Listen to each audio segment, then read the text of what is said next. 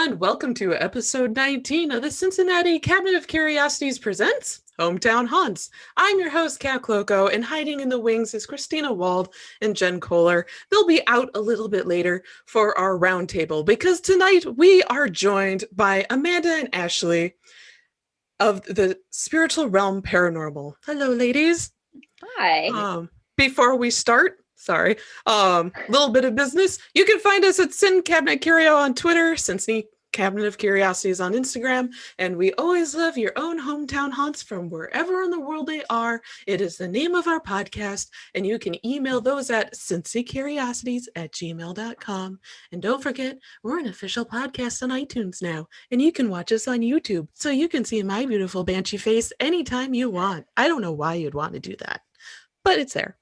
So, Amanda and Ashlee, care to introduce yourselves to our spooky loving viewers? Sure. I am Amanda. I handle the marketing for Spiritual Realm, but also one of the learning to investigate. And I've been with the team for about a year now. Ashlee. That's me. Hi, I'm Ashlee. Hi, Ashlee. Hi. I started up the team probably, I think it's been about 8 years ago now.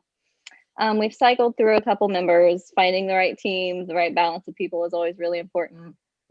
But we've had, you want me to introduce kind of the whole team as a whole? Yeah, because we can get a little bit of a sense that who else is on the team, how you work together. Okay. Well, so I'm a medium. I actually began an interest in the paranormal when I was 11 years old. So I kind of started researching and doing my own stuff at the age of 11, trying to make sense of everything that I experienced as a medium, because I am very scientific minded and a skeptic at heart, no matter what I experience. So I started then about I think it's been 8 years now.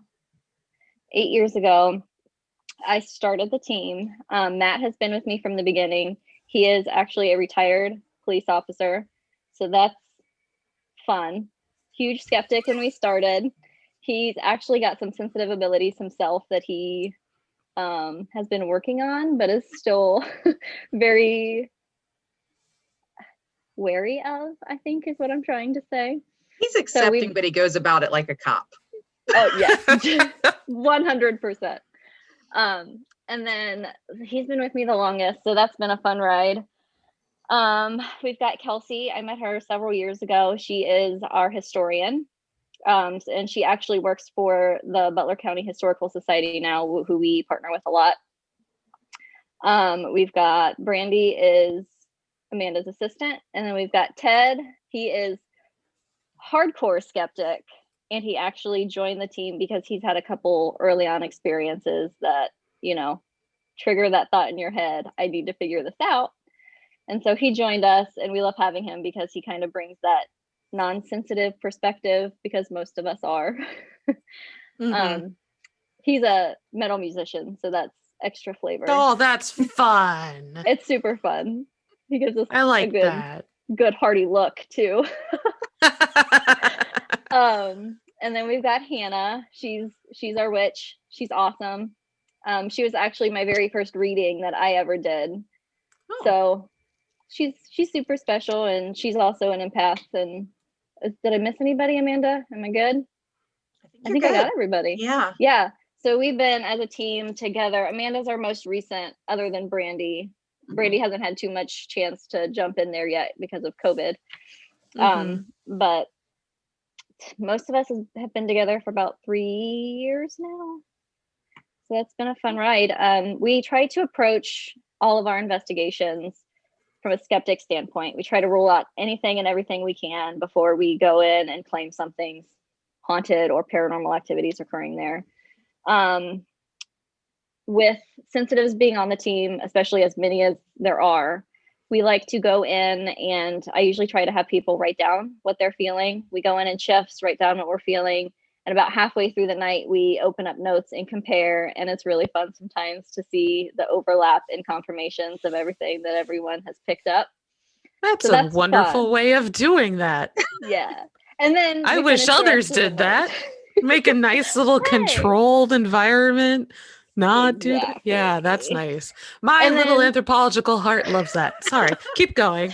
I went to school for psychology. So in my Yeah. head, I'm like, everything's an experiment. We have to treat it as such. So yeah, Yes. that's what we do. And so with that information, then towards the end of the investigation, we'll bring forth specific questions with the things that we have gathered from our sensitives and then go from there. So that's kind of how we approach everything. And we do popular places, but I kind of founded the team wanting to just help families. We do everything free of cost. And then we try to partner with like historical societies and stuff that we can host events at, and we lead tours and things, and we split the cost with them. So we're benefiting and can get our equipment, but we're also supporting our amazing historical locations. Oh, yeah. And they always need the support. Absolutely. Yeah. Amanda, what brought you into the paranormal? So, for spiritual realm specifically, Ashlee and I have a friend in common, and just kind of found each other that way. Ashlee did some meditation circles, so really got to know Ashlee on that kind of metaphysical level, and then opportunity popped up. But before that, I was the kid that like played with people that nobody else could see. So and I Oh, didn't quite realize that they weren't, that they weren't there.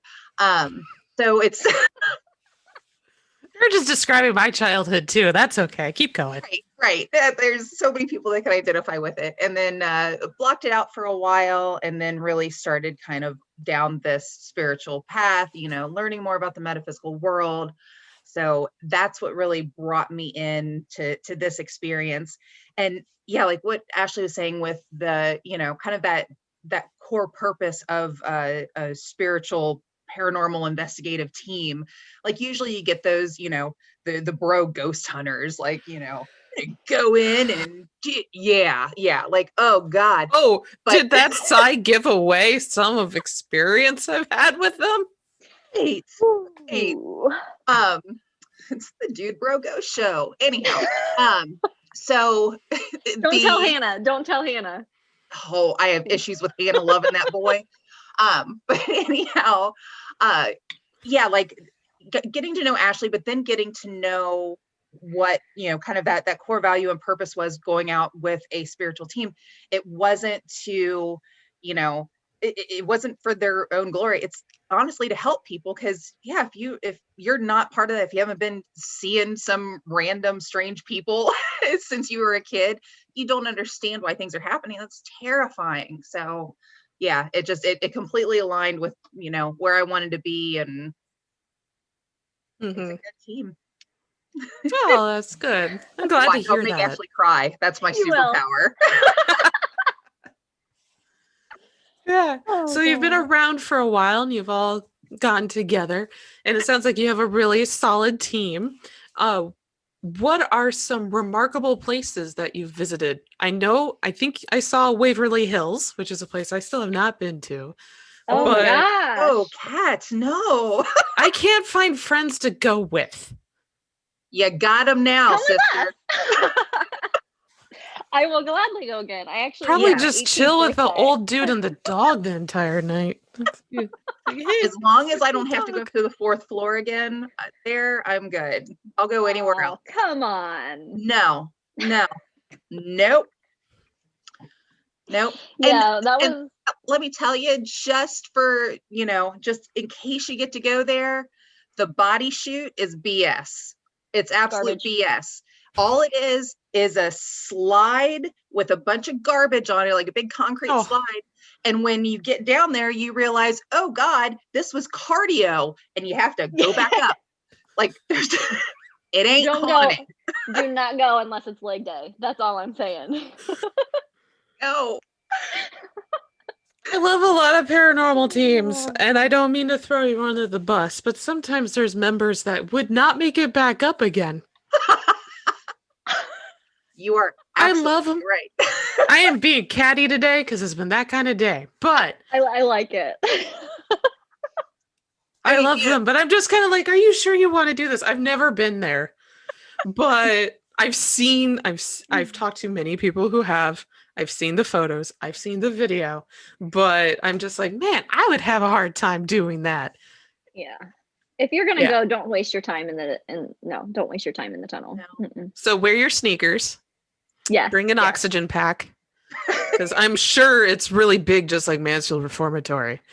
Oh yeah, yeah. It's big. Yeah. It's big. That's a lot of trekking. So I do remember getting lost at one point. I could see that happening, Yeah. just judging and- by the maze And like that all it the is. floors are the same. So like it just seems Right. like you never know really where you are. But yeah. Yeah, it's the closest approximation I have to that is Penhurst, which is out in Pennsylvania, and that Yep. one, although it's all different buildings, they all look exactly the same. So Yep. I was just like, I don't know which building I'm in, guys. Where am I? Mm-hmm. Is the floor supposed to be there? Because it's not. Something like that. So you've been to Waverly. It sounds like you had experiences there. I did. I actually, so that was actually right before I actually started my own team. Yeah, right around there. And I went for my 18th birthday, and that's where I caught my first. I just saw something in my house. Shit, that happens all the time. Sorry. Don't That's you where hate it? You have to sit there and you're like, is that a family member? Is that a pet? I'm Is like, that something else? my Did that follow me husband's home? Do I just did a need to do reading the William last Shatner night. voice? Oh my god. Yeah. Anyway, Sorry. yeah, that's just my life. Yep, you get it. So yeah, and I think that's the first place where I got my first unmistakable Class A EVP. And I'm not a huge lover of EVPs because they can be so, Oh, yeah. wishy-washy. So many people hear different things. Don't get me started. At least you have some skeptics in your group. Oh yes. All Because you can just give it to them and say, do you hear mommy, I want a cookie too? Actually, Right. don't even And- do that. You say, do No, you? What do What you is hear? this? Yes. What is And this? if it matches, then we're like, oh, this might be something. But usually it's like they hear 10 different things and we're like, toss it. But this was the only place, I think I've had one other Class A. This is the only place, I would call this double A. This is like a whole supreme. new class. It's the gold star of EVP. Right. I was on the 4th floor with my mom, and it was only us. And I was sitting there and I was talking to her, and she was playing with this light. And I said, stop playing with that. You're distracting me. And then I sat there for a couple minutes, and then all of a sudden, and this was not my mom because we were not scared at all. This is like more than halfway through the night, and she was obviously bored playing with the light on the thermometer, which is garbage. But don't get me started on that either. But it's a good place when you get bored, because any spirits around there are also equally as bored, right? and then you all bond in your boredom. Well, we were and then comfortable. stuff starts happening. Yeah, we were comfortable, and we were like waiting for something else to happen because it had been a while, and like we heard this whisper with our ears, which made me stop the recorder, go back and rewind it, and then clear as day, it's still a whisper, but like it's a whisper with sound. You know what I'm saying? Like there's still sound behind it. You hear this woman say, "I just want to get out of here," and I was like. I think I almost peed my pants because that was the first time I ever had a recording like that. So that was fun. Yeah. I think that was the biggest thing that came out of that, other than stuff I was picking up on, which is hard to explain as a medium. Like, yeah. Yeah, you're like, I see this man. He's grossly overweight and bald, but he's right over there in the corner. And everyone's else like, what? I will say that the shadow figures, I mean, just room to room, you cannot just make that up. The longer you sit there, you're like, are my eyes playing tricks on me just because of the way the building is shaped, whatever. But man, you cannot. And then you walk through one of those and your hair just stands on end. That was probably what really the interested flip switch when I was 11, obviously. But like that just I was like, I gotta keep going with this. Yeah. So, yeah. So Did you- Kat, overall, it's a magical place. It sounds like a wonderfully magical Fantastic. place. Hopefully not I- full of lead and asbestos still, but Oh no, that's part of it. That's the oh, that's experience. part of the experience. Yes. Slowly poisoning yourself. Great. Absolutely. Just like Penhurst. Mhm. Yeah. All the good places. All the good places have asbestos. Anyway, so around here, are there any locations that you're willing to share that you've had remarkable experiences at? Amanda, do you want to talk about the Historical Society? A little. So honestly, out of the places that we have that I've been involved in investigations, some of the public places, I would say Doty Homestead Yeah? was Okay.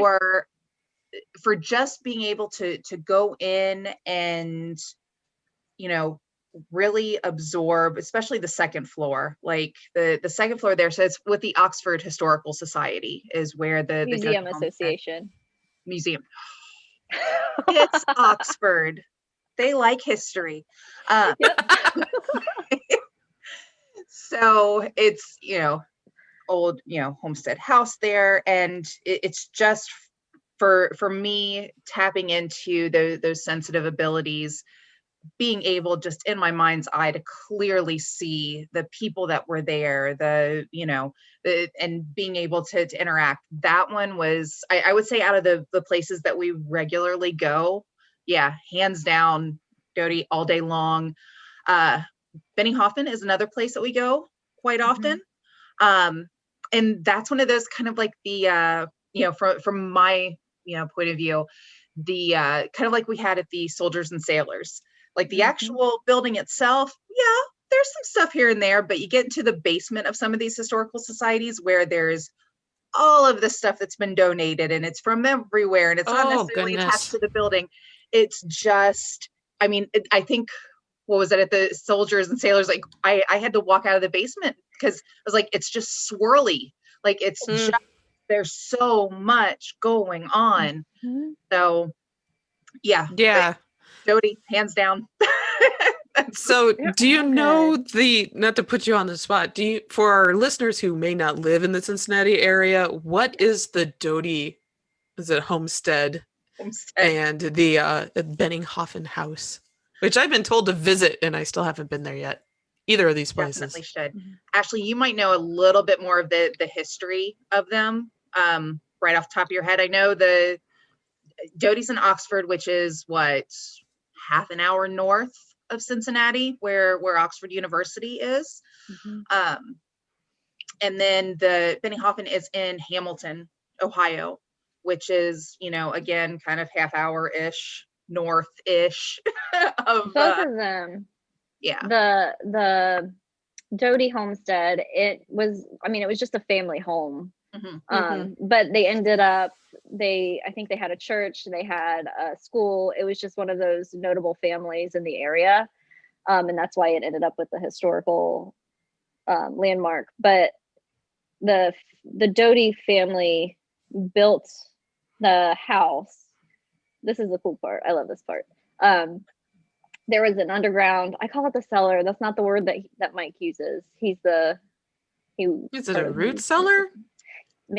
I don't think he called it a cellar, but it's literally just like a hole in the ground. And in the back of the house. In the back, basically, like a refrigerator. What would be a refrigerator? Like not an ice house, but sometimes they're called spring houses if they're outside. Oh man! It had a little window at the top. It's like a wannabe hobbit hole, but not quite as glorious. It was a cooling area for things. Right. Well, all 7 family members lived in this teeny tiny dirt hole in the ground. I think it was a year and a half or something while he built this house himself. So that's crazy to me, which, by the way, there's like no activity down there.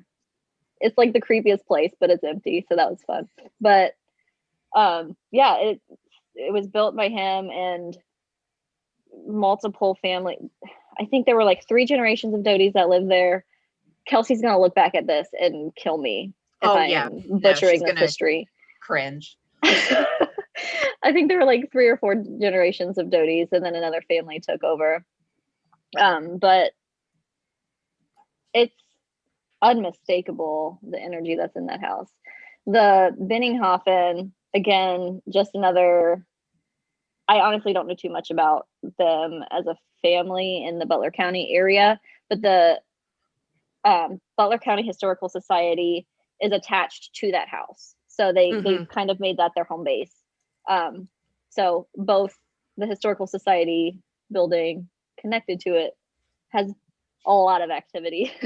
And then the house itself has a few people and something we can't figure out.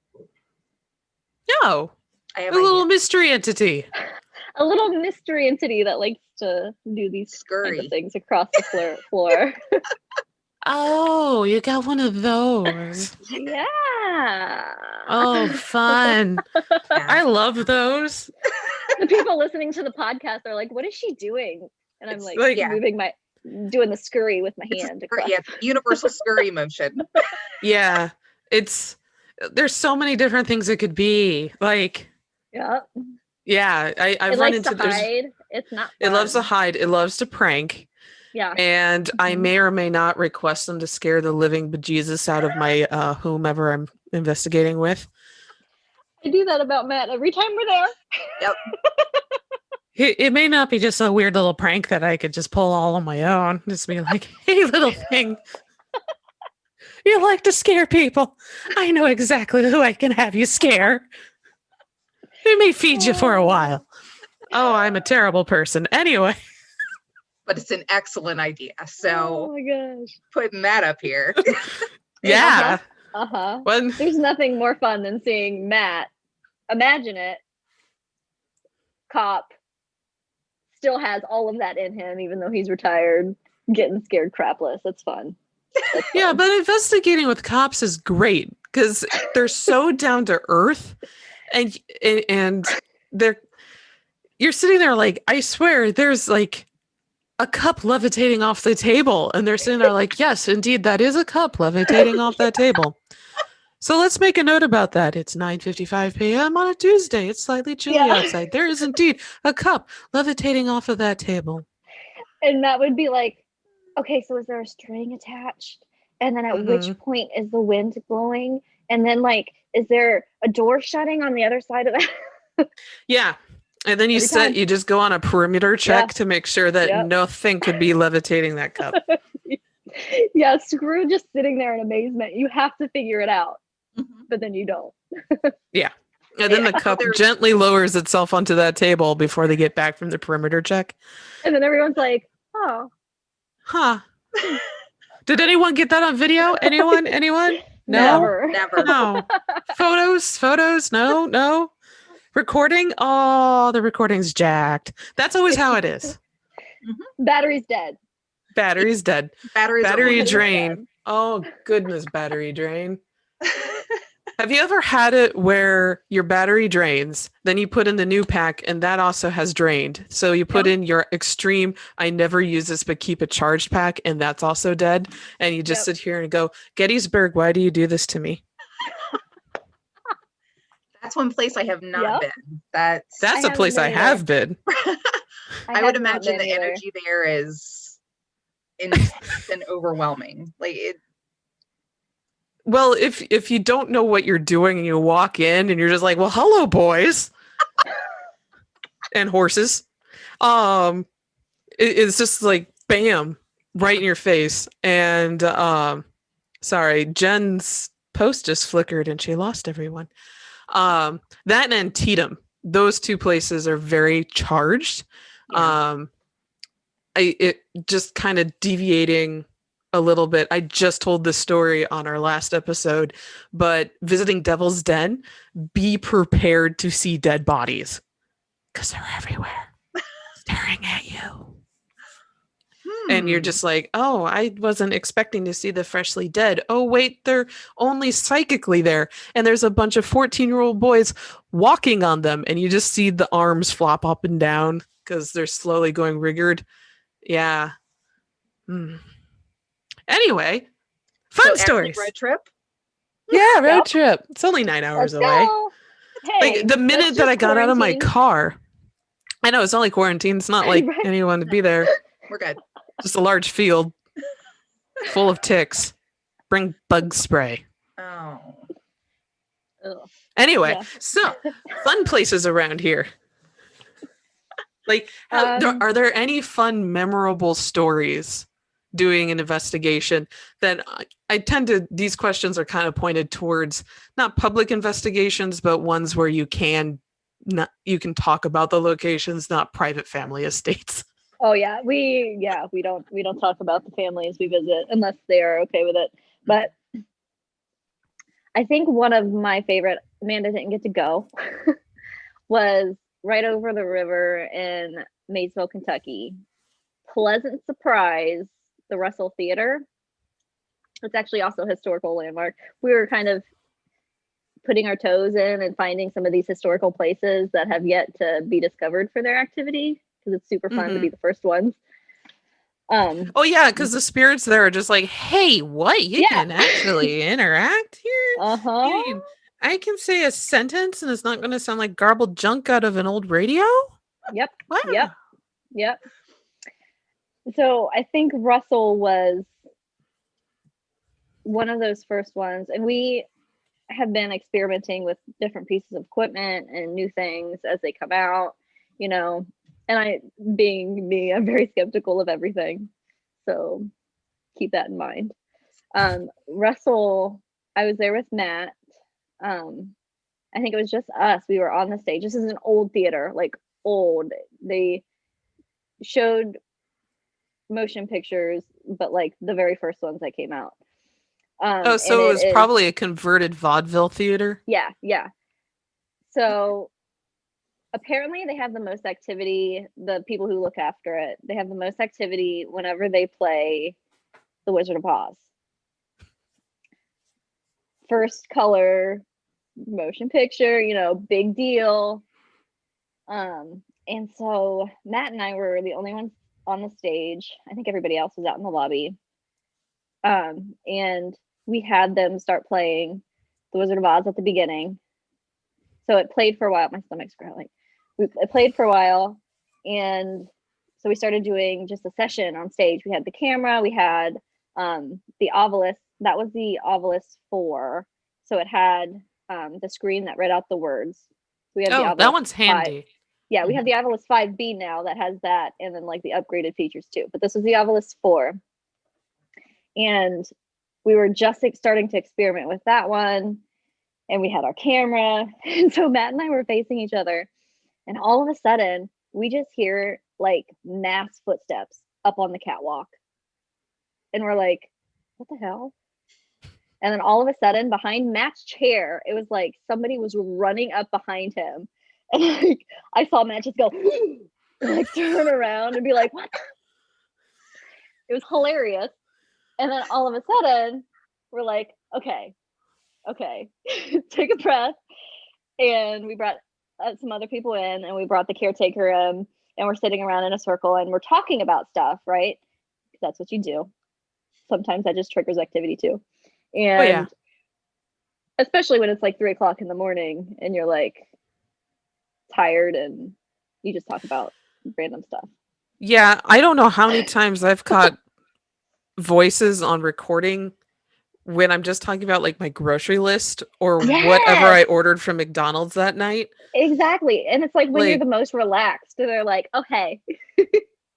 But anyway, we were talking just about The Wizard of Oz and when it came out, the year it came out, and all of a sudden on the obelisk, it said, Wicked, Witch, Hat, Storm. And we're like, what the heck? So I think that was the first time that I kind of started to trust the obelisk. Yes, once in a while it just does a gold mine. You're just like, We were like, that is impossible. Like, how in the world? So the Russell Theater was a shock. It was totally unexpected. There's just some places you go into, they call you and they're like, we think we're having some activity, and you're like, oh, okay, well, let's go see what door isn't shutting. So we were totally prepared for one of those situations, and then you walk in and you're like, holy crap, this is fun. So yeah. that was one of them. Yeah, if more than just the bathroom is haunted, then you've got a location. Yes. Right, just not the creepy man staring at you while you're in the bathroom. Oh my god. Yeah. You know what I'm talking about. Yep. Okay. Yeah. Okay. Just moving on from that one. Apparently trauma there. We're just gonna go. There is a book that I want to write that's just about haunted bathrooms around the Oh world. my gosh. All the listeners are going there like, are there always spirits watching me when I'm in the bathroom? Yes. Yes. And showering. Mm-hmm. Oh So, my goodness. This has nothing. I'm going to go on a little bit of a side detour Oh my here God, please and share a bathroom story. It's from Estes Park, Colorado, at a little place called the Stanley Hotel. It's tiny. I'm sure you've never heard of it. Yeah, teeny tiny. Little boutique hotel up in the mountains. Like a And motel I was kind of thing. Yeah, it's just if you look at the right guides, maybe you'll find it listed. I was on the 4th floor in one of those upper former servant quarters / child rooms. That's what they were at the time, but now they're guest rooms. Very tiny.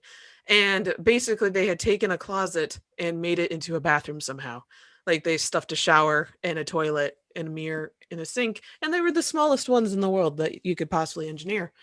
And I'm taking a shower. It's a clear shower door. It's an actual physical shower door, not a curtain. And the door is closed. And we had, why am I saying we? It was me. I was by myself. Why do I go plural sometimes? Anyhow, I was by myself. Alone. I guess I'm never alone, so I speak in plural. Wow, that doesn't sound insane. Anyhow, so I'm taking a shower. I was by myself on that trip, and through the door goes a shadow person. But the shadow person, you can just see them. They're very animated. They have their arms up. They're just like strolling through, and it's halfway through the door. Its arm is up and it has its left foot out, just like it's going to take a step. And I'm taking a shower and I go, hey, and the thing stops and looks over and I'm like, do you mind? And it's just like slowly backs up and goes back through the door. Fun intruders. Did it wink though before it left? It did not have eyes. It was just a shadow person. It was just like if you would think of like a shadow stick figure almost.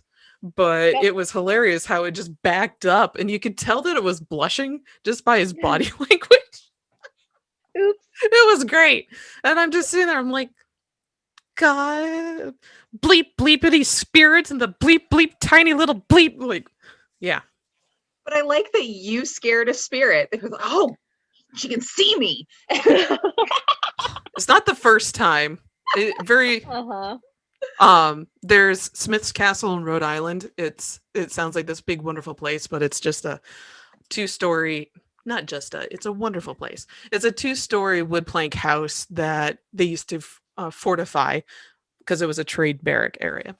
And I remember doing an investigation there, and I walk into the main bedroom for the man who built the place, and he's sitting in the bed, and he's in that 1740s nightgown with the stocking cap and everything.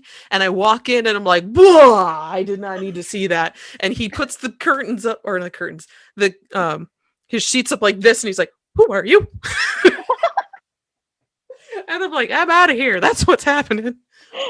And the great thing is there was the team that I was working with, they have photos of before and after the encounter there, and the sheets had moved. And there was video camera running, but of course it like every true paranormal team, it was right out of frame. Mm-hmm. Mm-hmm.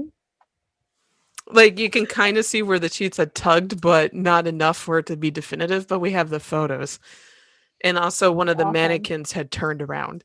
So that, yeah, but all we have is just evidence or data, just of those photo points, and just kind of our word. Like, I swear I didn't touch it. I just walked into the room, saw a dude, and left.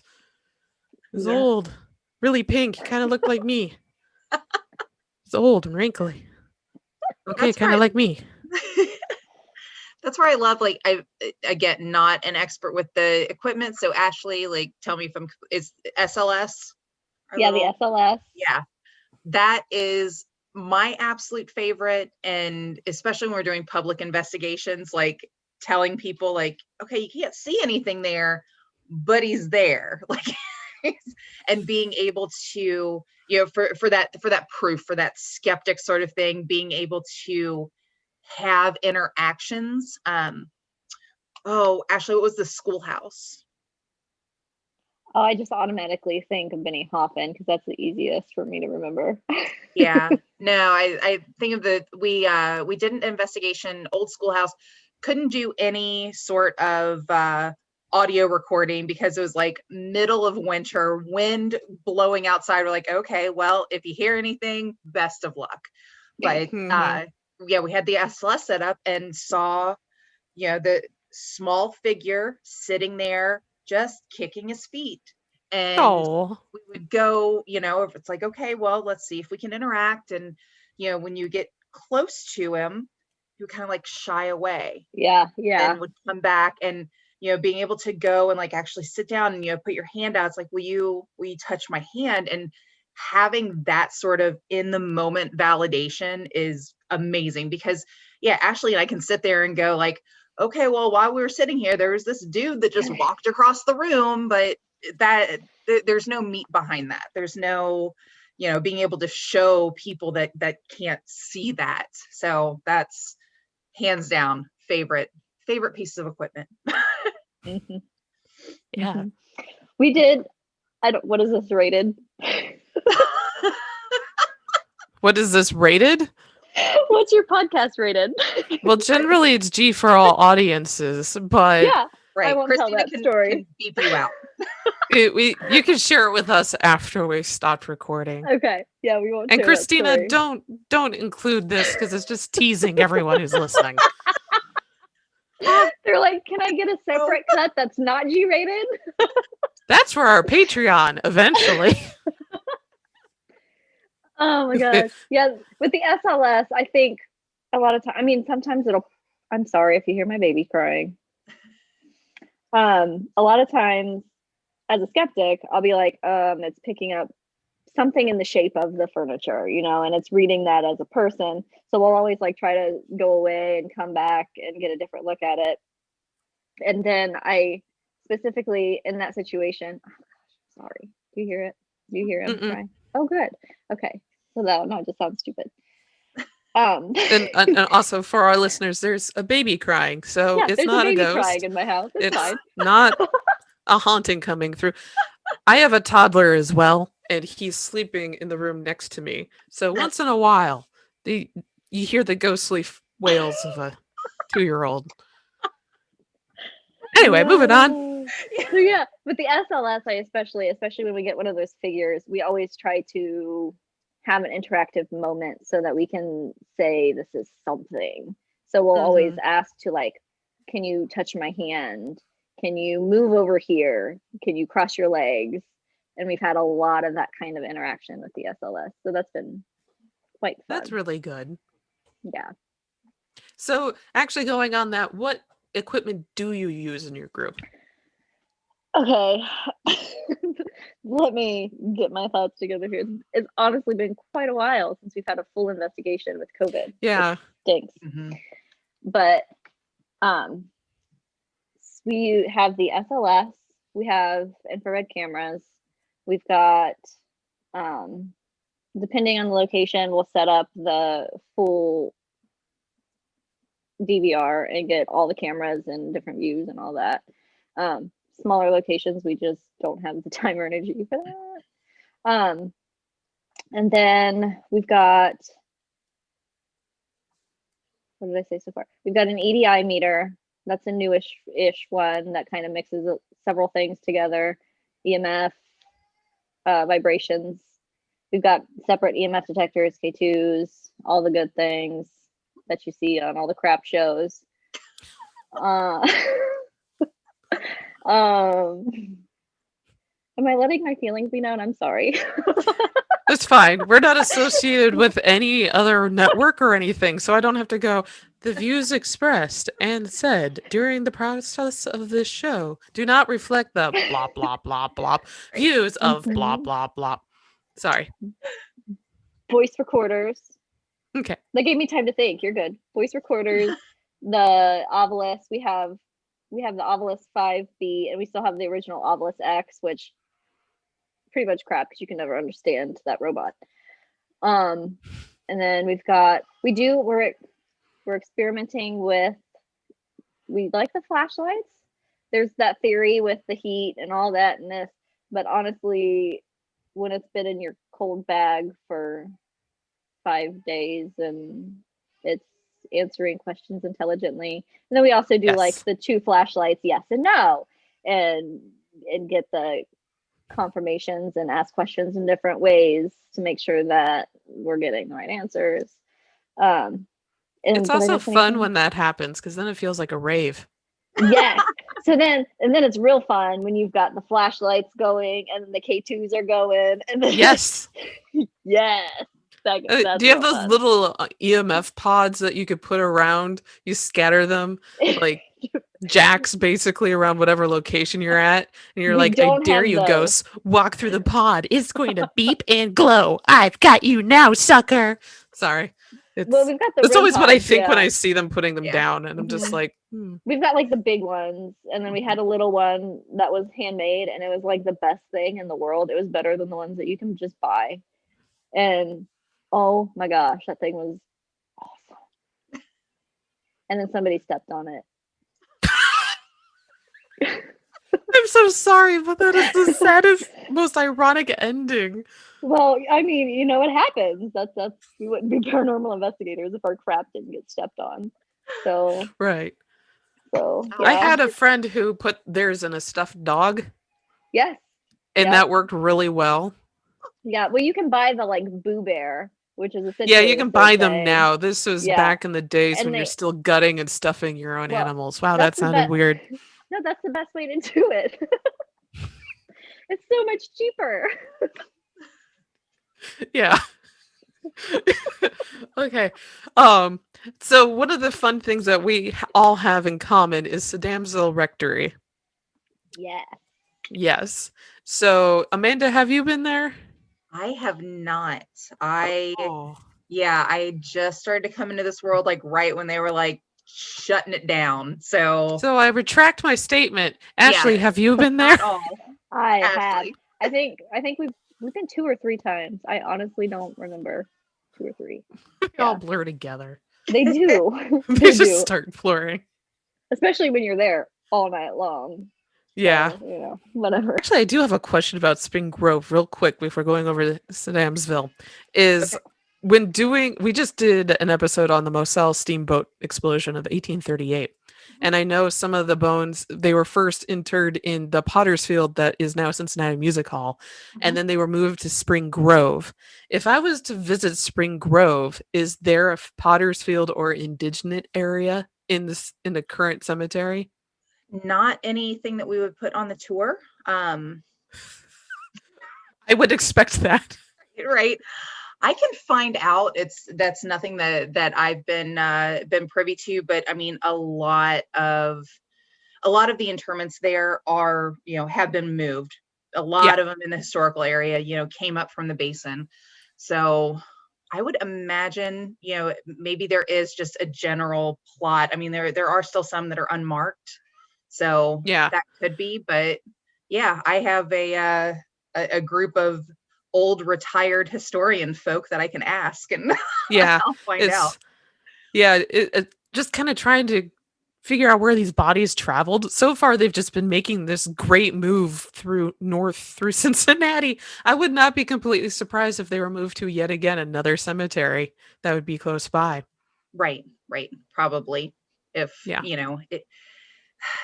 Especially with how popular Spring Grove was back in the, the Victorian era, like it all came at a premium. So Yeah. there's, you're not really going to open it up that much. No. I've been to Mount Auburn in Boston, which is equally as beautiful as Spring Grove, and Yep. they're wonderful to walk through. And yeah. So, welcome back, Ashlee. Everything Thanks. okay? Nothing like having a 11-month-old baby who nurses. Yeah. So there you go. Yeah. Got your shirt back together. We're good. I did. I was like, oh crap. Yeah. Oh, not like I've not been there before. Anyway, Sedamsville. Yes. Oh man, where do you want me to start? Well, you got your mug of coffee, or I tea. know. Tea with a spot of Tea. cream. How Canadian of you. Yep. I don't know where I threw that from. Okay. Anyway, so I just starting. I was there in 2011. So, oh my god, I don't and they even closed remember. around 2016. Yeah, so it's probably there around 2014.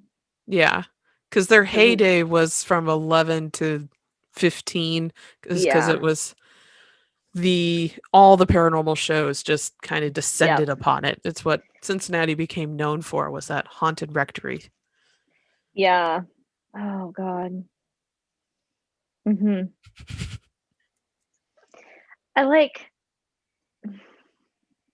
even know where to start with it. I had a wild night there. Okay. I was there for an entire weekend. Okay. Like not completely through. It was just those nights. It was a Friday and a Saturday night. And a friend of mine invited me to do an investigation, and they just invited ghost hunters. Yeah, I used the term, and paranormal investigators who they knew in the area, just to join them, because they were just traveling through the area. And they're just like, hey, you want to come hang out with us? We're going to order a pizza that's never going to be delivered here, because it at the time was in Sedamsville. Not like the building moved, but delivery people wouldn't deliver to that address. So we had to go get it. Fun story, everyone. Oh, we took snacks. That is Anyway. Snacks, La Rosa's. Think You always have to have snacks. think you won on that one. So it was an interesting place. I wrote about it for the Cincinnati Cabinet of Curiosities, issue number 1, now available. Yay. And the thing that I took from that house was the north side, when we were there, was very benevolent feeling, and the south side was very oppressive, which was an interesting dichotomy in a building. Yeah. And I didn't know the history of the building when I went in. Right. So how about you? I did not know anything when I went in, which is usually how I try to approach any investigation. I had this weird thing because I had such a weird experience there. Me too. We all have weird experiences with It's like priest who's there. It's like in my head, I feel like I tell myself that it wasn't much of anything that happened. But when I look back and think about everything that happened and everything we experienced, it was like really weird. Yeah. Like I had a friend have lost time. That's me. Okay. So the first, I'm just gonna get it. I'll just start talking about what happened. We were unpacking. So Matt lives up in Dayton. So he drove. I mean, that's like an hour and something drive. After he got all of it, he had all the equipment. So he packed all the equipment up and drove here. I'm getting all worked up just thinking about this story. So I need to backtrack a little bit. So it's Sedamsville. It's, demonic and, so before we went for the first time, I was like, I don't know what's going on here. Let's just everybody be prepared. Find something that you believe in to protect you, whatever that may be. If it's a cross, it's a cross. If it's another form of protection, use that. Just don't come with nothing, right? Don't come unprepared. Wow. So, I should have gotten that memo. so well, it didn't seem to matter. Hang on. So Matt wore Oh, God. so Matt wore a cross. He's not super religious or anything, but he had a cross necklace and he wore his cross necklace. So he packed up all the equipment. He drove all the way down here. He was in and out of his car. We brought all the equipment out of his car, unloaded it into the kitchen. And we're just standing around talking about where we're going to put the different pieces of equipment after we walked through the house. We walked through the whole house and we're talking about where we're going to put everything. And he's standing by the stairs that go up to the attic, the top yes. floor of the house. Yeah. So he's standing by those steps, and all of a sudden his necklace just like drops under his shirt and down to his feet. Like it was unhooked. It was so weird. We were just like, he's like, maybe I didn't have it clasped. And I'm like, Matt, you drove from Dayton and we just did all this stuff. And if it wasn't clasped, it would have fallen off. And it was just while he was sitting there or standing there. I don't know if he was sitting on the step or standing right by it. I honestly don't remember. But like we just watched his necklace fall and hit the floor. And we're like, okay, sure. And then it seemed like we had a lot of the night that was nothing. Like it just seemed really kind of eerily quiet. Yes, it ramps up. Yeah. And then, so I went upstairs and I saw a boy. I'm a medium, so I saw this even though it wasn't there. I saw this boy who was hanging on this one side of, like, after you get up to the steps, it's on the right side. I saw him hanging on that right side at the top of the steps. And like I didn't say anything right away because it was Now, just kind of freaking was me he out. hanging from a noose or just hanging out like, hey, look, I can hang on this door? No, he was hanging by his neck. Oh. So I don't know if you probably don't want to include that now. It's fine. We'll put a content warning. I'm sure, Christina. Here, content warning. The things that happen at Sedamsville are crazy, but not for young listeners. So Yeah. listener discretion is advised. So there we go. I saw this and I was actually pregnant at the time. I went to no. Sedamsville while I was pregnant. Anyway, so this kind of like really jarred me, and this was before, I mean, I've been a medium for a long time, but I've just been really working up and doing the work and started doing readings and things like that. And so I'm still processing at this moment what I'm experiencing, and I didn't say much. And I just like felt, I'm also an empath, so I felt some of what I was experiencing, and I just felt like I couldn't breathe.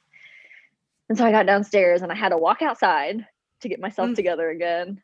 And then the other empath on the team was like, I can't breathe. I don't know what's happening. And so I described that. That happened. And then at some point in the night, before we had babies, my husband was on the team with me. And I don't know what happened. Like, I honestly don't remember half of the night. Oh, I don't necessarily think I was possessed. But maybe I was overcome with, because I'm an empath, I think I was picking up on all of the negative yuck. I honestly don't know. I don't know. But I remember getting so angry he was my fiance at the time. I got so angry at him that I was about to punch him in the face. Oh, like, I don't even know why. And I thought to myself, I have to leave this house. And I had to go out, and I stood by my car for like 20 minutes. And finally I was like, I don't know what just happened, but whatever. And then like we were talking about it like a year later, and I was like, guys, nothing happened at Sedamsville. And they're like, dude, do you remember? I was like, not really. And then I was like, I did get really mad at Tim. And they're like, you think? And I was like, oh man. And so I kind of had to do a reflection on everything that actually happened that night. And it was bizarre. It was bizarre. Yeah. Uh, And then other so weird little things, but so those were your most bizarre moments there. yeah, I would say Yeah. so. Yeah, it's that place is super oppressive would be the word. Yes. I wouldn't ever Yeah. call it demonic though, but Yeah, oppressive. exactly. Exactly. Um, so when I went there, it was just a weekend, like I said, and my friend had missing time. So he went to the basement and then was there Oh, for an extremely long period of time. I have And another then, story I forgot. oh, Like I'm I said, I just don't even remember it. Just go on. Sorry. I'll finish the okay. second part. So I'll share one story from my night, and I think listeners have heard this before. Because this isn't the first time we talked about Sedamsville for the show. So we were up in that what would be the casual sitting area on the second floor that goes up to the servants' quarters on the top Mhm. floor, where your friend Matt had his cross fall off. And we're just doing an EVP session or electric magnetic voice phenomena session. And just, I had no idea where I was. I knew I was in this old building. It was a rectory. That was all I knew. And we're sitting on that old deflated couch now. And I'm looking at the hallway that it goes to the main stairwell down. And two shadow dogs that were very clearly pit bulls walked right past our doorway. And one of them looked in, and they didn't have glowing eyes or anything, but you could tell when you've been around dogs, their head shape and everything had the really square head shape, that blocky head shape. Their ears had been a little bit torn off and were ratty. But you can see it looked in, did a little sniff in the air, figured we were cool, and moved on. And they just moved into that. If you took the left hand turn at the top of the stairwell, if you're coming up the stairs, and went Mhm. into that bedroom. And I was just like, hey, did anyone else see that? That was weird. And I explained what I saw, and everyone's just like, no, we didn't see anything. No one told me about the Yeah. dog fighting ring Now that's listen, there. I forgot about this whole other part of the story because I didn't experience it, but we have it on camera and it was the most hilarious thing ever. Yeah. So the basement and the dogs. And so we sent down at the time we had a younger member on the team. He was 17, I think, at the time. His brother was on the team with us. He he's great. He's a great kid. And we kind of put him down there by himself because Oh that's what you man. do. It's fun. Oh man. Did you put him in the boiler room for added He terror? was he was brave. No, it was on the side with the wheelchair. Ah, At the okay. bottom, you turn right at the bottom of the steps, and there was the wheelchair there, and there were buckets. We turned one of the buckets upside down and set the camera on it facing him, and he was sitting. I honestly don't remember if he was sitting in the wheelchair or on another bucket, but he was, sitting facing towards the camera. And we're upstairs, and I think we were just sitting quietly in the sitting room while he was down there. And all of a sudden, we hear, he like flies up the steps. Like we do not think his feet hit the steps coming up the steps. He couldn't He have. just Those steps are tiny and dangerous.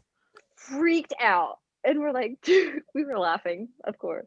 But we were like, dude, what happened? And he was a huge skeptic.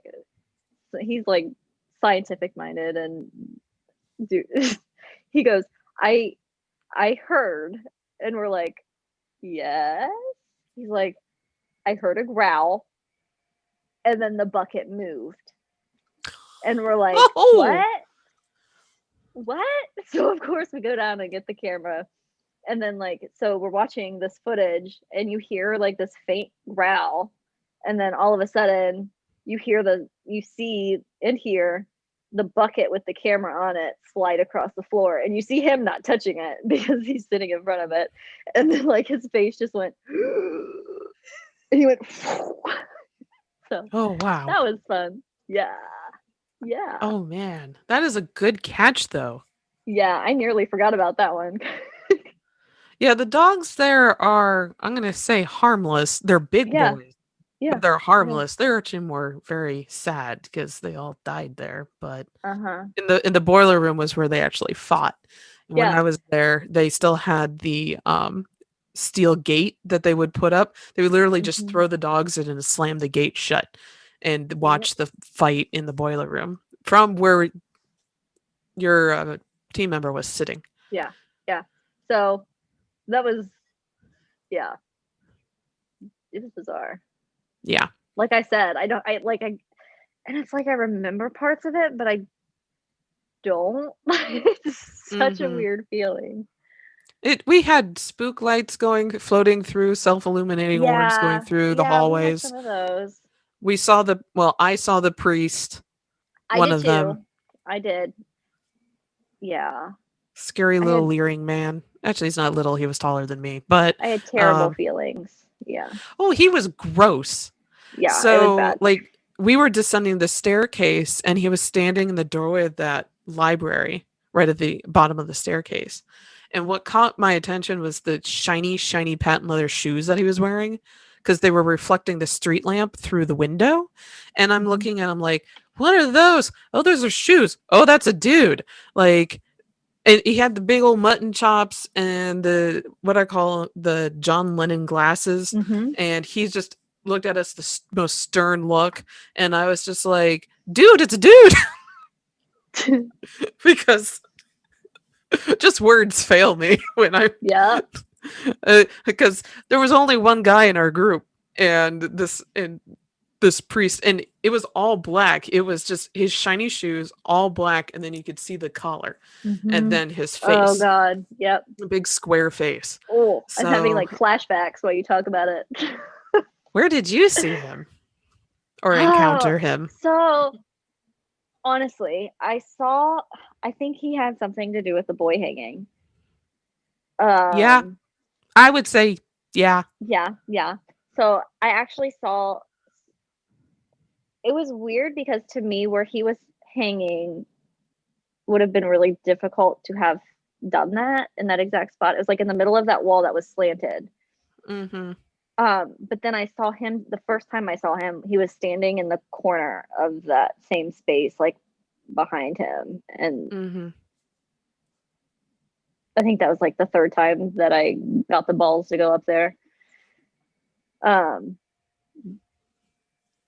and then I saw him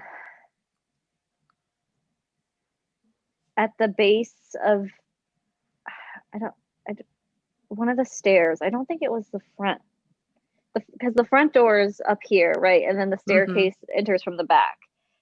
It was like in front of the staircase. I'm trying to I'm trying to So remember the layout there's of the the house. front door that goes to Steiner Avenue, and then Yeah. the The one with the staircase. cross in it. Yeah, Yeah. that's actually the front door. Yeah. Yeah. It's the other end of that hallway that I saw him. The back door then near the kitchen. Yeah. Yeah. Yeah, he I'm likes to telling you, haunt that hallway.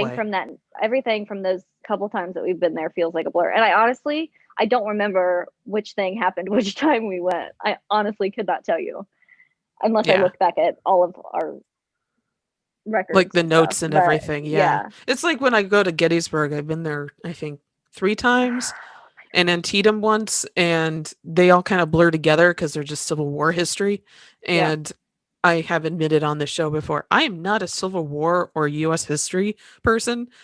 Like, I'm just like, I know this happened and this is the timeline, but I can't give you the nitty-gritty of everything.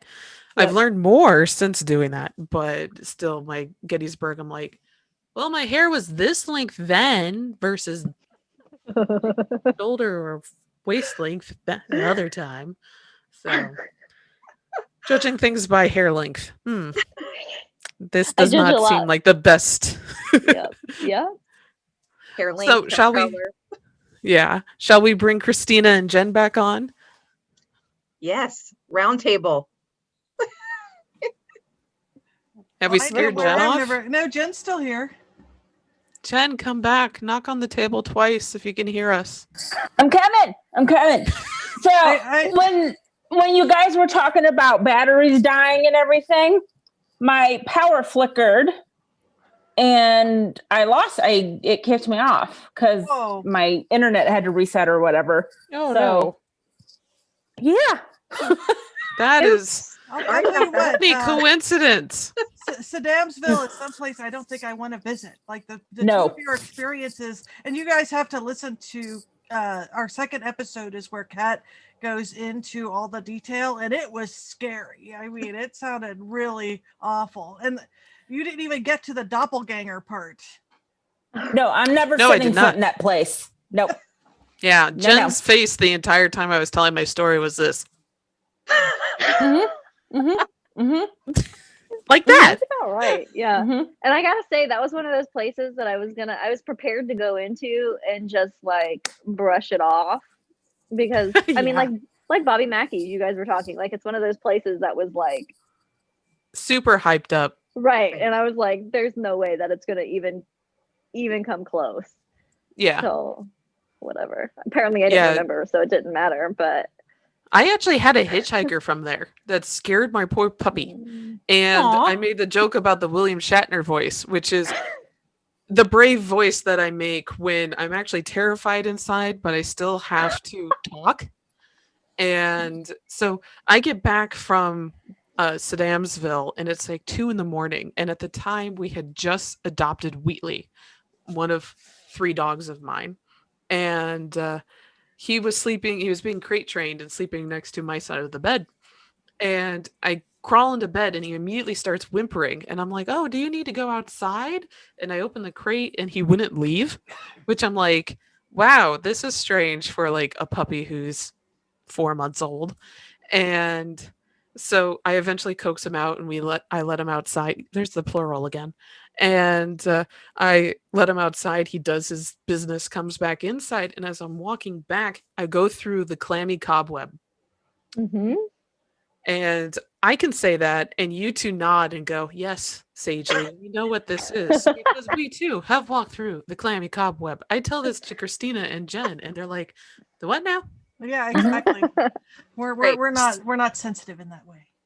No, it's I have gross. a feeling I could be if I opened myself up to it because I do have strong intuition. But no, I don't want it. Thank you. Yeah, and for that reason, they will never come to you. Thank you.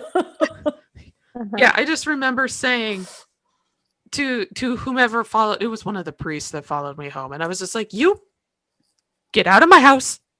You are not welcome here. It's very jilted, just like Shatner. Yeah, I was very left. diligent. Yeah, I was very diligent before I left after the experience that I had that didn't remember later. I don't know how this all happened. Like, I remember I had I'm Native American, so I took my sage. I learned from my grandma, but I took my sage with me because the hype. And I used it before I even got in the car to go home. Yeah, I think just now remembering this. I think that is one thing that, like you say, like there are people that don't understand the creepy cobwebs, and we're like, yes. Also that, even if you go into a place and, you open yourself up just a little bit, you can have that attachment. Like somebody can come home with you. I had that local place in Cincinnati that a friend of mine had an office in, and they're like, this is supposed to be haunted. And I'm like, okay, great. Let's go walk through the hallways in the dark. It's going to be awesome. And yeah, had somebody come home with me and I was still so new to everything. I have no idea what to, like, I'm waking up to this woman at the end of my bed and she's very, I hate it when that happens. not a woman I invited into my bedroom. So yes, it was concerning to wake up to, but that's when I hate it more. Right. Exactly. But yeah, ended up, that was one of the catalysts for, definitely going in anywhere now and having whatever protections you need. But yeah, God bless you for being able to tell the priest, like, get the hell out. I was like, I am going to take you. And I went back to her offices and I'm like, you stay here now. You can't can't come home with me. I'm sorry for whatever happened, but you get to stay here. And now I have black tourmaline everywhere in my house. So Yeah. Well, I was intrigued by your. Oh, sorry, Kat. I didn't mean to. No, I was going to say there's been the amount of times I've had spirits stand at the end of my bed or next to my bed, like right next to me. I hate it if when they they do sit that. on it. When you're Oh. laying in your bed on your side and then you just like open your eyes and there's a face. That's Yeah, fun. I hate that. That's Oh one my of my big gosh. no-nos. Yeah. And yeah, it doesn't matter what sex or gender they are, and No, they're it just doesn't standing matter. there, or age, and I'm just like, go away. Right. Yep. I'm almost becoming numb to it. Like we're in a new house that Ashlee was wonderful enough to come through and cleanse. And, I had that like, oh, it's time to cleanse again. Cause I woke up and there's somebody standing next to my husband. There's this dude standing there. And I, go through the whole, like, okay, is it the light? Is it my eyes? Close my eyes, open them. No, dude's still there. And I just got pissed off. Like, this is my bedroom. I took a pillow and just swung at him. And I'm like, I'm going back to sleep. Like, Did you that do make him you. leave? No, I went back to sleep. I'm like, okay, I'm gonna cleanse this place tomorrow, and you don't get to be in my bedroom. Like, people can be anywhere else in my house. My bedroom's mine. Well, I don't let them on my property anymore. That sounds weird. And it's whenever I run into them, like I was at a bed and breakfast on Gettysburg Battlefield, and I had this dude. He was a ghost that's been reported there all the time. And when I was visiting, I was just like, no, you're not walking into my room. Like, it's going to be the Stanley Hotel shower dude all over again. So I'm not going to let you do that. So I just kind of look. This sounds weird. I cast a little area, and I'm just like, you're not allowed in here while I'm here. You're just not. And if I find you in here, I'm tossing you out, and you don't know where I'm going to toss you. So yeah, I yell at things. I I was sound intrigued crazy. by your description of being in the basement of the history centers and it being swirly. That was kind of an interesting description that you guys all seem to relate to. Is that like, do you see a bunch of people or is it a bunch of shadows? I mean, what is it? Or is it just sort of everything is very muddled and confusing? For me, it's feeling internally. It's that, like, I feel like I'm what's the best physical description? Like when you're a kid playing pin the tail on the donkey and you get spun around, and then stand there and it's just this overwhelming, you don't quite know where to look or where to go. And that's it for me. I'm sure Ashlee gets an even better view into it. You described that better than I could have, the physical feeling. But I also feel, because I hear a lot, I also feel like I'm in a crowded room, but I can't actually pinpoint or make out any one specific person without spending a lot of energy and effort to tune into one person or spirit. But it just sounds like I'm in a crowded room, and along with that swirly feeling, it's just really unnerving sometimes. Well, Yeah. I have a question. Are most people insensitive to this? Like, so would your experience with these sorts of entities mean that they want to be seen, but most people don't or won't see them? And so when they see that you are sensitive, they sort of come up to you?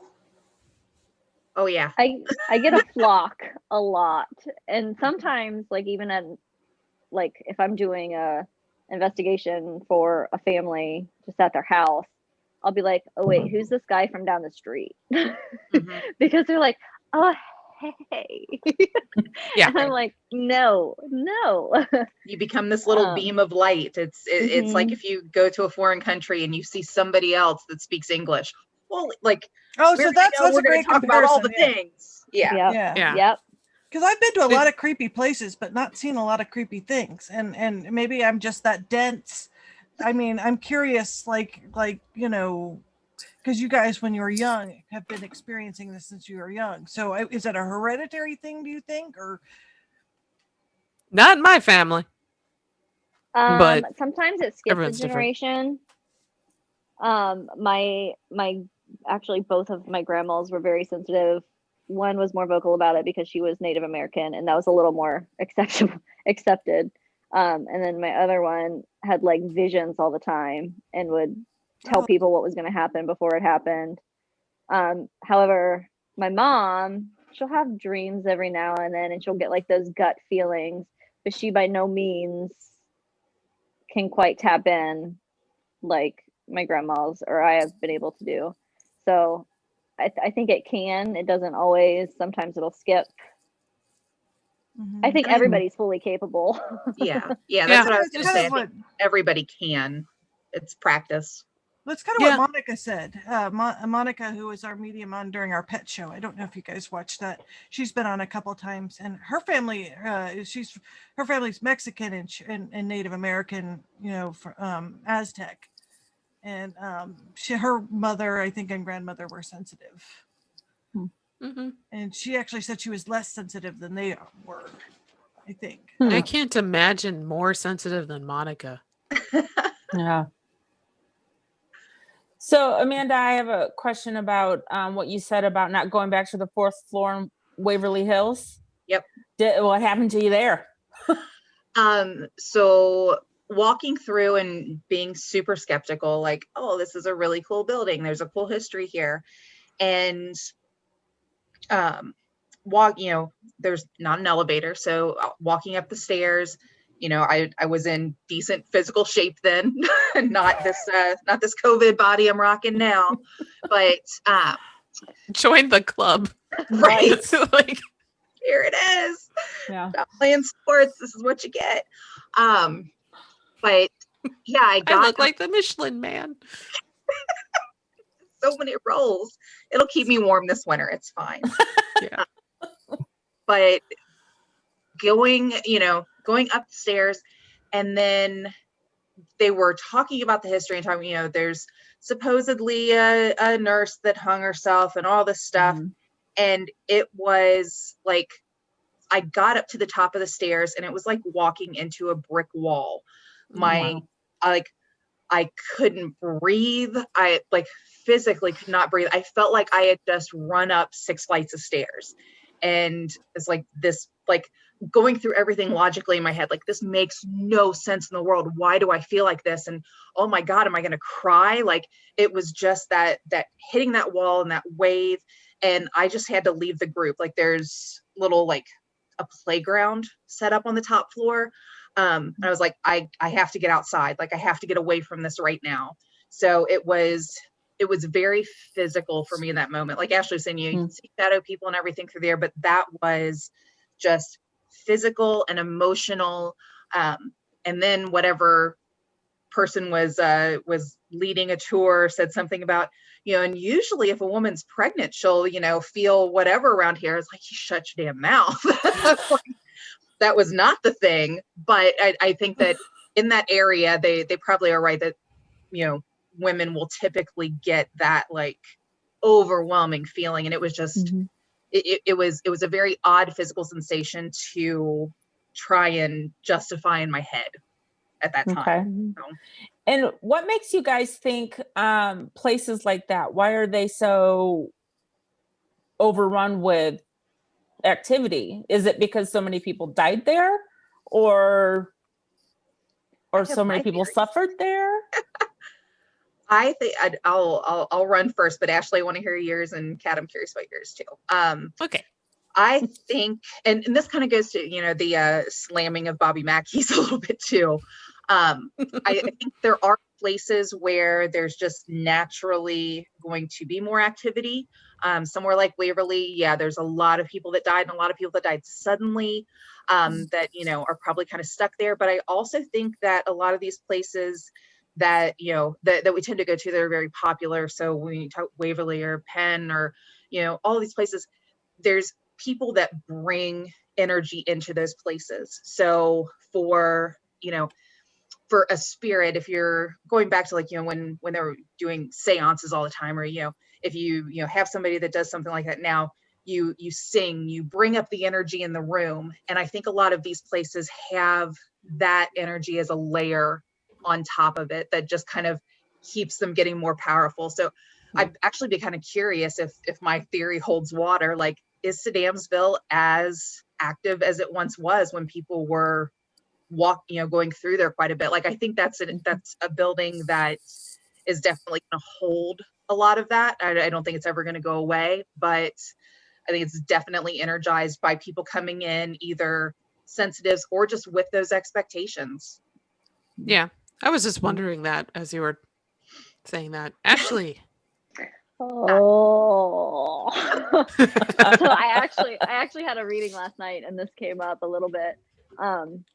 I absolutely agree with some of what Amanda's saying. Now there are spirits there that, like, as a medium, I can feel very strongly that I felt a lot of the experiments that happened. Like, I physically felt that kind of torture. And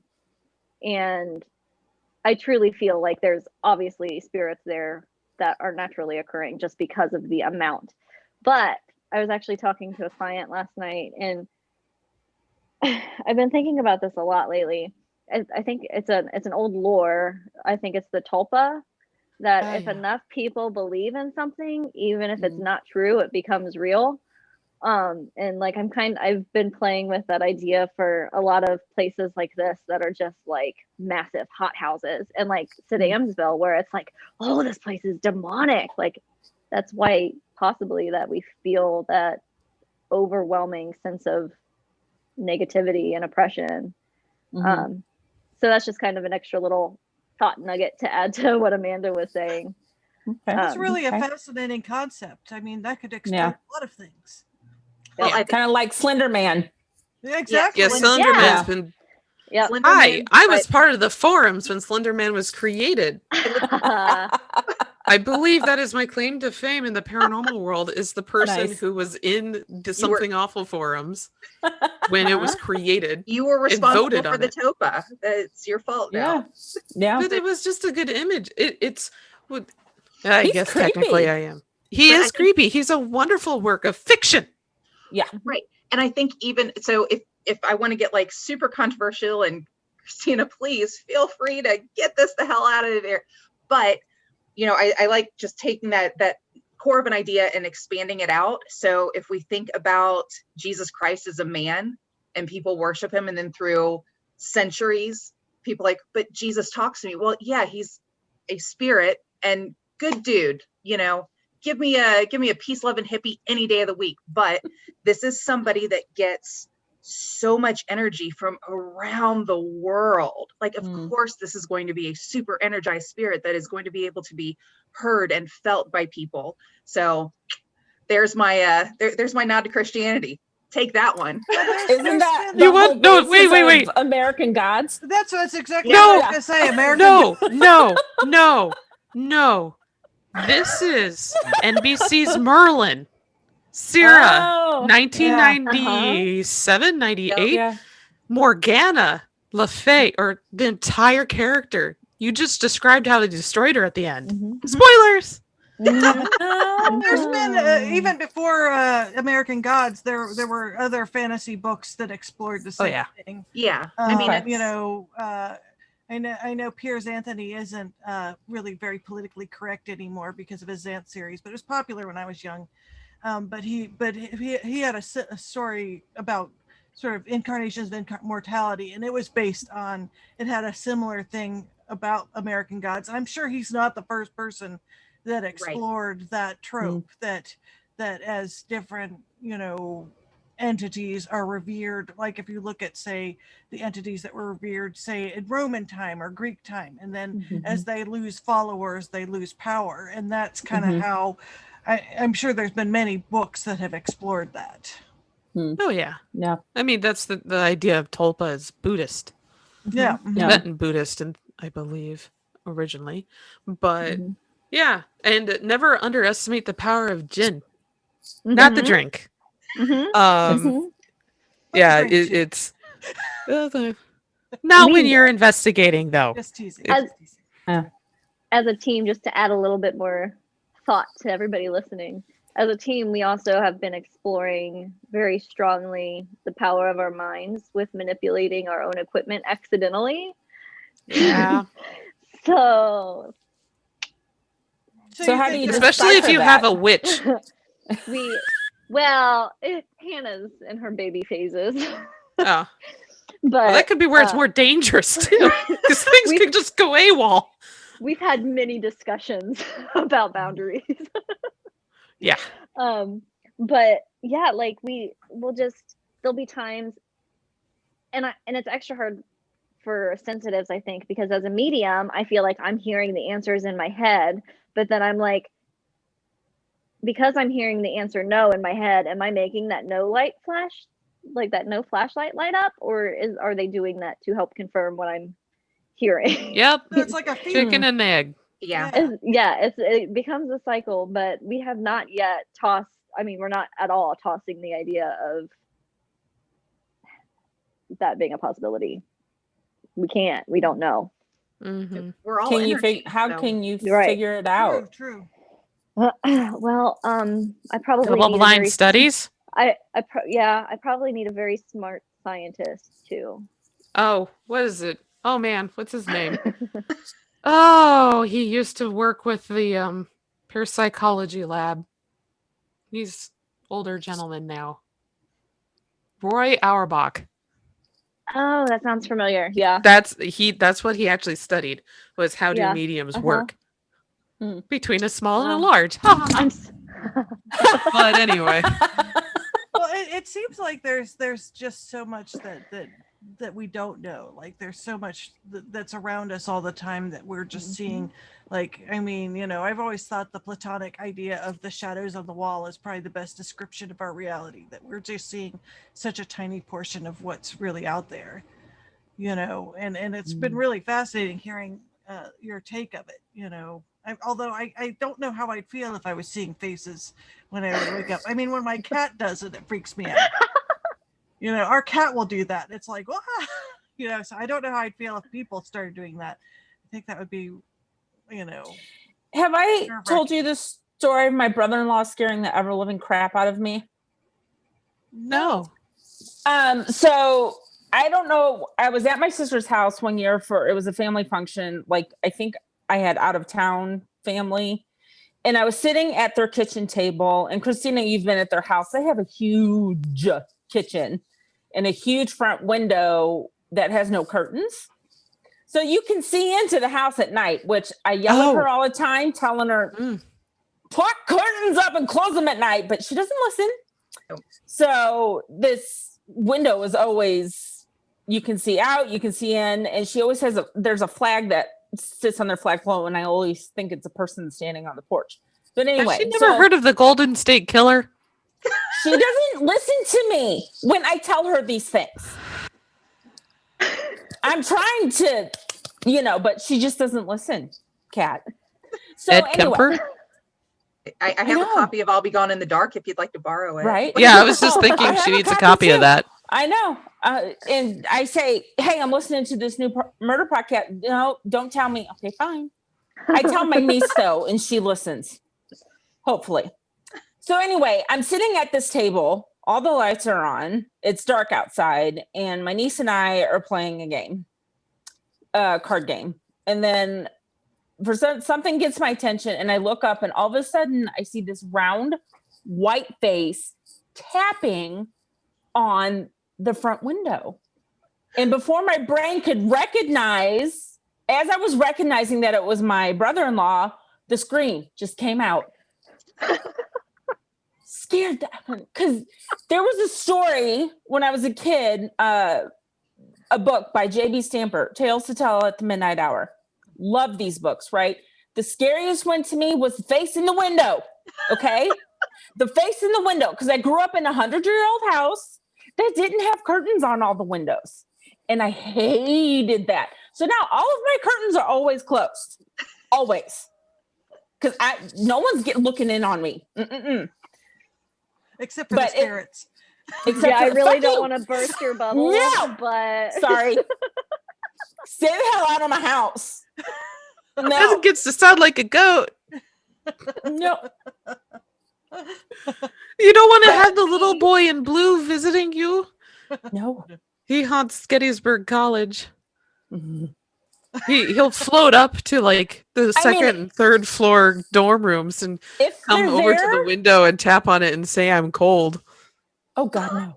Oh God, no. I mean, if they're there and I don't know it, okay, fine. I just don't ever want, no. Like I said in I believe that this is true and that I believe it.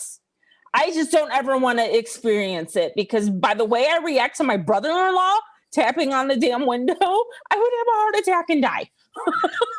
I like that your feelings about spirits are like my husband and spiders. Like they're fine to be there, but I just don't ever want to interact with them. Oh my God. A few weeks ago. No. A few months ago, I saw a picture. Australia. I want to visit you, but you scare the ever living hell out of me. Nope. This guy posted a picture of a spider, literally. It was this big. It's like The huntsman. Just hanging out on his wall. They He's don't like, do anything. But the things no, that but come then up he through showed a their picture toilet, of it. Huh? like It just showed up. in their toilet. No. This. I don't Then need to he know. had a picture of this thing eating a possum.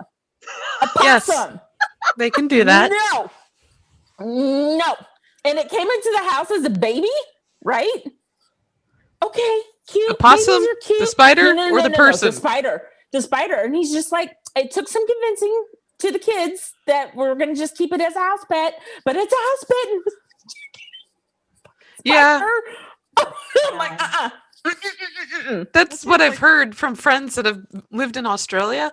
You can hear the huntsman's like walking around on the tiles on the first floor at night. I'm surprised I never had to paint one of these. I need to find pictures of them. Right, They're nice. going I'm to like, the Google right now. I know. I'm like, alien. I want one. Geiger, Just imagine the a wolf Geiger spider. alien, baby. A face hugger. Yes, it's that. Holy crap! Oh my God, they're huge. They're Yeah. huge. They're like the size of. I knew you said All they rabbits. were large, but I mean, it could eat your infant child. Not that it, I don't know, would it? If it was a I don't newborn think baby, so. like a boa constrictor, a snake would eat a baby. yeah, snake would eat whatever predators eat. What This they is a strange conversation. How did we end Amanda. up on it? I don't know, things that terrify me. I'm looking, and there's like a picture of one like near a baby's head. Like, Yeah. Mm-mm. no, Yeah, I they'll don't crawl know into about- cars. They'll gonna sit have underneath the visors, so when you flip them, they'll come crawling out. I'm Well, gonna okay, have no. the worst nightmare tonight. Well, There's going to be a I spider eat think my it's. child. I think it's Sorry. amazing. You guys see people's faces like in the middle of the night. And you're like spiders. No, that draws. I'm fine with the huntsman. I mean, No. in a controlled situation, absolutely. Like I would. It looks furry. I will pet it and love on No. it, but No. I was gonna say, I Behind love glass. spiders. Behind I glass love that's spiders. this thick. So, showing I've up in my only- car. No, Mm-mm. I've only recently come to admire tarantulas. But if I Tarantulas are saw one Cute. in person in my house unexpectedly, I would smash it. well, generally the gianter spiders are not that dangerous. It's the little ones that tend to be. I It's the know, brown but they're- recluses Yeah, those are and poisonous. the black widows that you Yeah. need to Scary. look out for. The big furry ones are just cute. Yeah. They are. On And I that grew note- up in Missouri with those brown recluses, Yeah, and I was those are terrified quite of those. dangerous, Yeah. So we probably should wrap it up. So it's been really great having you guys on. Yeah. Thank you for having us. Hopefully we can have you on again, and hopefully it would be great to join you guys when we're able to like leave our houses again. Yes, we've got a few special places in the works. Yeah, I Ooh, would nice. like to like do a remote episode or something like that. absolutely. Yeah. You can always take these two and record it. I kind of want to do a reading and see what happens. How much? Oh, you that'd be freak out. fun. Kat, I've always had the same problem. I can never get anybody to go. For years, I tried to get my friends to go to Mansfield with me. No one will go. So Well, if you ever want to go to Mansfield or Waverly or even just haunted houses, I'm not going alone, I'm but in. I will, with you. I will definitely go. Okay. We'll go with Let's you. do it. Right. We'll We'll do go a with road you. trip. We can start local and bridge out and eventually go to Gettysburg. There's a wonderful Yes. bed and breakfast that has kind of a peeper ghost, but once you tell them off, it's fine. So if you ever see something, Ashley's hang- just like, no. No, I want a No. seat in the car. I Oh, Play- my God. okay. Shotgun Yeah. right now. I think we should definitely plan to do that once we're allowed to travel again. Mhm. Yes, that will be fun. I just found out that and hopefully, knock on wood, I'll be able to get a vaccination pretty soon. They said Oh, good. NKU, they said that I could probably sign up February 1st. So knock on wood, I can. Oh, get- nice. Nice. Yeah. So maybe this summer we'll be able to, Will the rest of us get notification about that we can sign up? Like, how will we know? I got a notification from Hamilton County because I signed up there. And they're like, Okay. hey, well, we know you exist, but there's no vaccine for you yet. But stay tuned. Okay, so I need to sign up Something. somewhere. Yeah. just Okay. keep an eye I on heard it. like end of the summer, we should Yeah. expect everybody to be, Mhm. which if Okay. I don't want to lose another summer, but I don't- Well, I think they're actually trying to step it up so early summer everybody will be vaccinated. And it looks like what's happened in Ohio is that certain people that were like at nursing homes and stuff have refused, so they're trying to get those vaccinated. So there's probably places you can sign up for people that are refusing, so those don't go to waste. So right. Mhm. keep Right. keep your eyes peeled for stuff like that. I don't know how soon, like the signing up February 1st. That's also in Kentucky where I don't live, so I don't know if they'll let me. Since I teach there, if they'll let me get a shot there. I mean, I'm gonna try, Okay. but I don't know. Yeah. Yeah.